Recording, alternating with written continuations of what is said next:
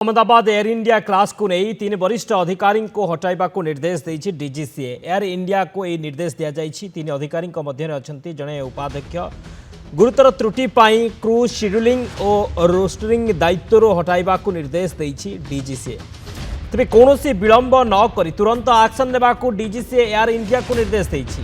यार उत्तर में air India कहिछि DGCA रो निर्देश को कार्यकारी करा जाइछि। अस्थायी भावे सीओ ये सबू दायित्व बुझे सुरक्षा प्रोटोकॉल एवं सेफ्टी स्टैंडर्ड रो समस्त नियम पालन कराजिबो बोली एयर इंडिया पक्षरु कहा जाइछि।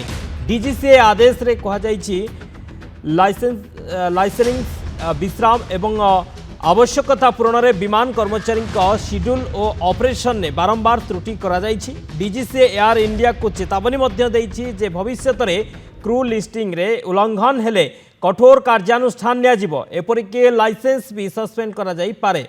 गत सप्ताह अहमदाबाद रे बोइंग 7878 ड्रीम लाइनर दुर्घटना होइतिला। 241 यात्री समेत मोट 275 जनकर मृत्यु होइतिला।